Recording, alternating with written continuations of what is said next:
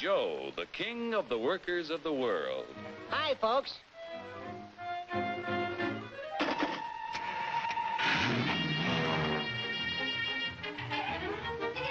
Joe's the king because he can buy more with his wages than any other worker on the globe.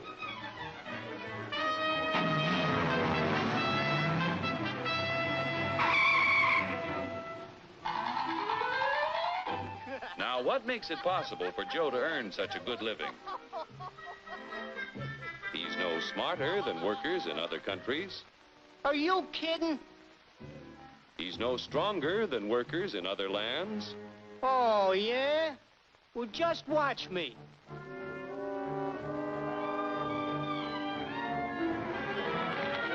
Ow!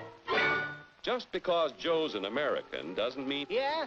Well, being an American is the best thing in the... Oh! My back! Sure, being an American is great, but how could you be superior to any foreigner when you or your folks might be any one of a dozen different races or religions?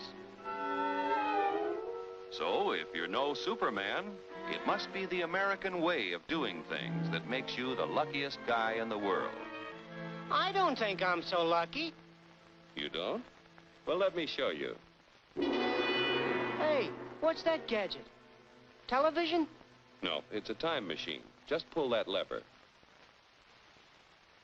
You'll see how people worked 100 years ago. Hey, this I like. Oh, that's too far back. Try again. We want to stop at 1850. Who's the character? That's your grandfather, Joe. Oh. He had to work 69 hours a week to earn a living because he had only inexpensive hand tools and his own strength to help him make things. Your grandfather was a powerful man, yet his strength equaled only 1/10 of a horsepower.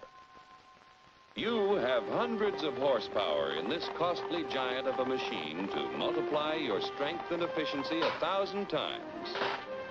This makes it possible for you to earn more than any worker in history.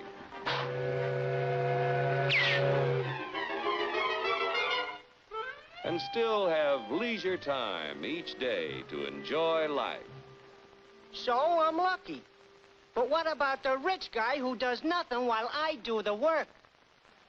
True, there are rich people who contribute nothing. And there are poor people who contribute the same. But most of the invested capital that buys the tools you use comes from your fellow Americans. 40 million of us have money in the banks. 70 million of us own insurance policies.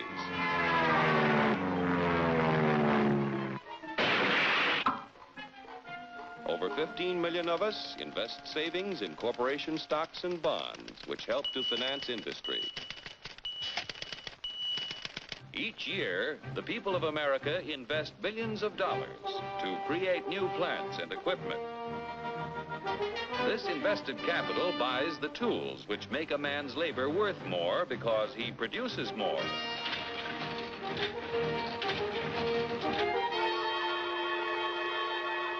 In China, for example, where there is practically no capital available for investment in plants or tools, a man's labor is not worth very much.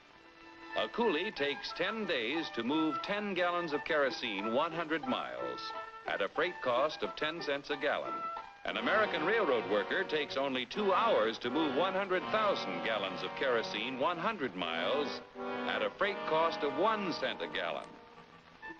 The coolie makes 10 cents a day. An average American railroad worker makes $10 a day, or 100 times more than the coolie. The average railroad worker has the benefit of a $20,000 investment in equipment. The Chinese coolie's equipment is worth only 10 cents. With constant improvement in expensive tools and the skill to use them, the value of any man's labor can be multiplied many times. Naturally, the people in this country who invest their savings with industry expect dividends. No dividends, no investments. Without new capital each year to finance new plants, tools, and equipment, labor and management would soon find themselves in pretty bad shape. Yeah, without capital to buy new tools, I might not do so good. But look what a new invention did to my grandpop. For 25 years, he knocks his brains out in the wagon works. Then along comes the gas buggy. Need I tell you what happened to Grandpop?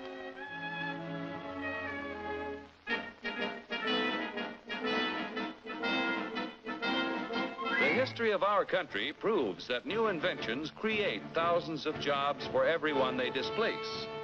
So it wasn't long before your grandfather had a better job, at more pay for less work. Our industrial progress is largely the result of the competitive struggle between companies to capture the market to increase profits. Huge sums are spent each year to make a better product to sell for less. Yet, regardless of how much money is spent to develop a new idea, there is often failure. When research proves successful, everyone shares in the accomplishment. The business which fails to give the consumer as much value as a competitor gives often goes bankrupt. However, on a national scale, competition gives the greatest good to the greatest number by continually producing more and better goods at lower prices.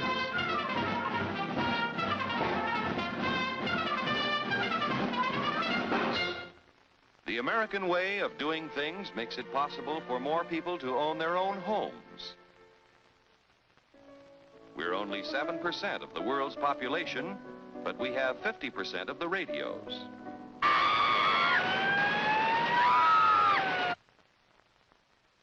We have 54% of the world's telephones.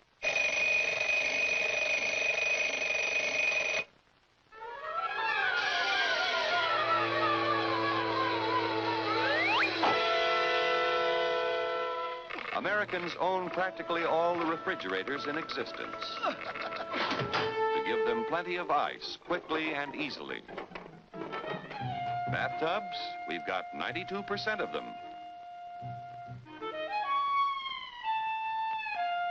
Most of us have the leisure time to enjoy the peace and quiet of the beautiful countryside as we drive about in 72% of the world's automobiles. I told you to turn at the last corner. You don't even hear me. You eat it. I don't like it. I want a candy bar. Under the protection of our freedoms, American labor, management, and capital, the greatest production team in the history of mankind, have made the United States the industrial master of the world. Capital must continue to provide industry with the funds to create new tools and plants. Labor and management must continue to increase the production of better goods at lower prices so that more people will be able to buy the things that make life easier and happier for all of us. Then Joe will continue to be the king of the workers of the world. You said it, brother.